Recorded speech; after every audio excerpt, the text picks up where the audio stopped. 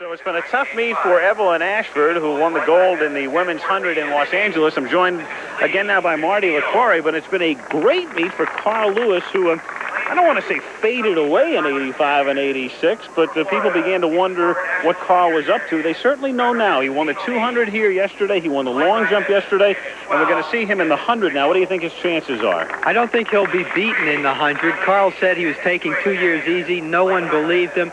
This is the meet where he's come back and said, look, I'm right on schedule. He doesn't appear beatable. It will appear at the start that he's about to be getting beaten because Lee McRae is going to get a fantastic start. Carl likes to come on at the end of the race and save his energies for the last 30 meters, and that's where he'll be won.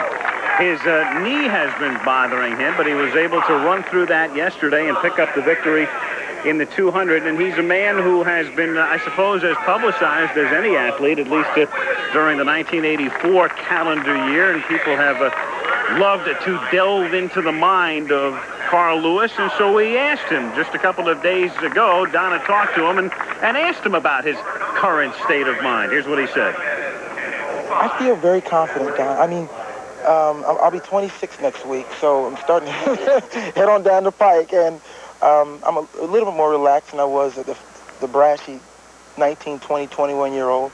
But I feel a lot more confidence in my life, and that just comes with age. And right now I know what it takes to be a good athlete and to be the best that I can be, and I'm out there trying to do it. Meanwhile, yesterday, here was Carl Lewis in the long jump. It was the first time in history that 3 men went over 28 feet in the long jump.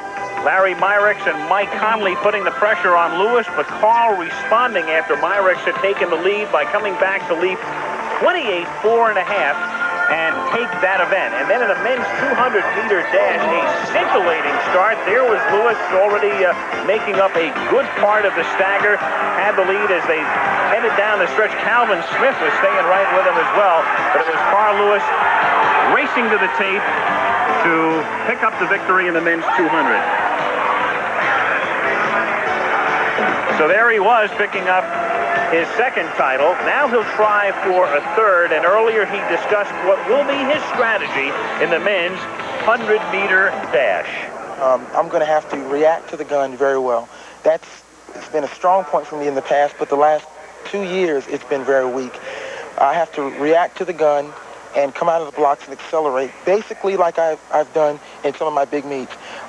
Probably my best race was the Olympics.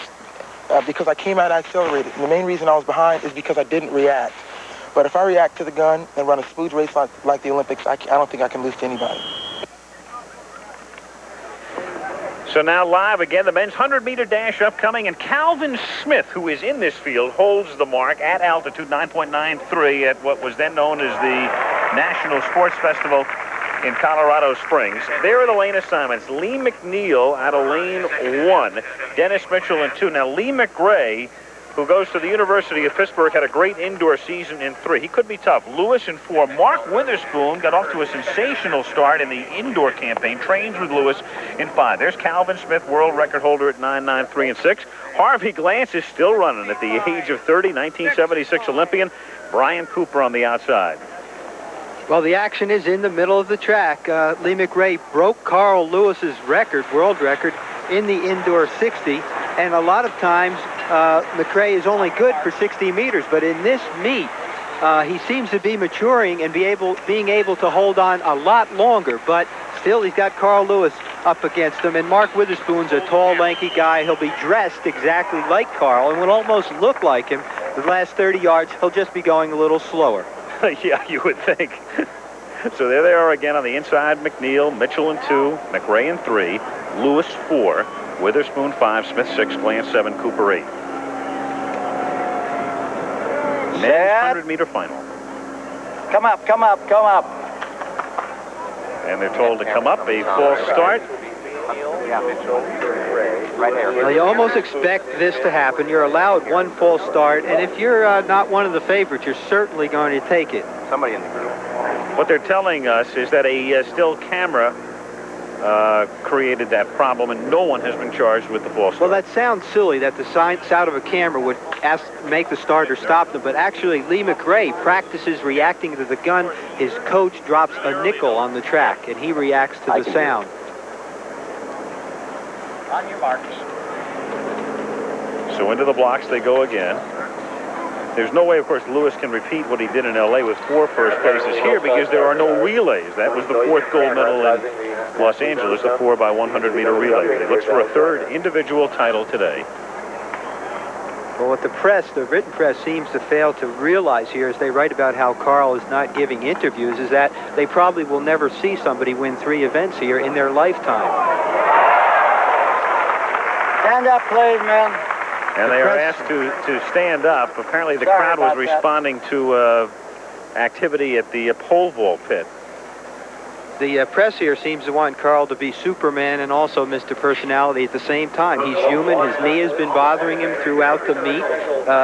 They were a little disappointed that he didn't talk to them between the long jump and the 200. They don't ask the other guys in the 200 to talk to them, and they haven't just finished the race. And, of course, Carl's father died just a month ago. Many people wouldn't even be here. Carl ran a race for his father 3 days after he died. On your marks.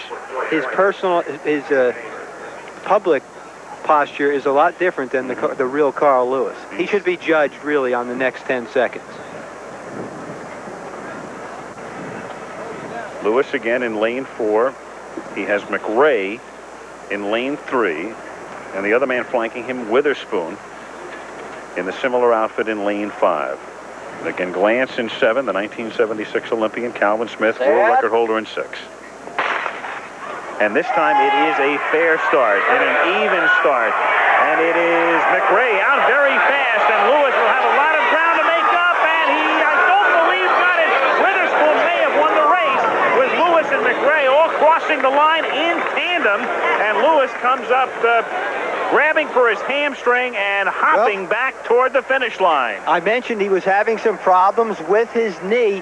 Mark Witherspoon, his training partner, who you remember, Al, when we did an indoor meet in San Diego, I said Mark was perhaps the find of the season. Lee McRae was out fast, put a lot of pressure on Carl, and Carl and Witherspoon were cutting him down, and Carl just couldn't go for the burst the last 30 meters. Look at McRae, 3rd from the right. What a lead he has. Carl's back. Witherspoon still in about 3rd. Witherspoon wondering where Carl is, but Carl's just not going to have the lift the last 30 meters, as it's going to be Witherspoon, Carl, and Lee McRae. And there they are crossing the finish line within a couple of hundredths of a second of each other. And we take a look right now as we isolate on Carl Lewis, who just had a little bit too much ground to make up. Well, he had surgery on his knee last year, arthroscopic surgery. Between the 200 and the long jump, he had a little bit of a problem. This is his 3rd event of the meet, and the last time he went for a triple, the 200 was last. He didn't win that. The guy just gets tired. Hard to imagine. So he settles for the silver as the unofficial results have Witherspoon winning it, Lewis winding up in 2nd place, McRae finishing 3rd unofficially, and we'll have to get an official accounting when we come back as to the time of the men's 100-meter final. Down on the infield, Donna DeVerona with Mark Witherspoon and Carl Lewis. You two both trained together. Mark, were you worried about Carl, and how did that race feel? I'm always worried about Carl.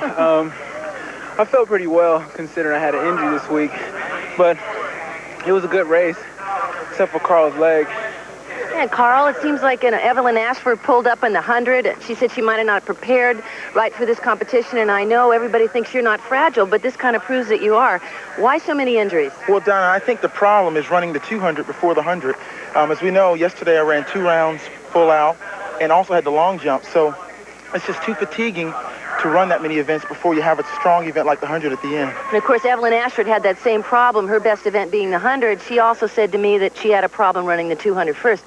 So what does this mean for the World Championships? You going to be able to bounce back, and what is the injury, do you think? Well, I definitely had a slight strain in the semifinal race, and I felt it there, and I knew that it was going to bother me, and I knew it was going to hurt, but I wanted to get an opportunity to make the team.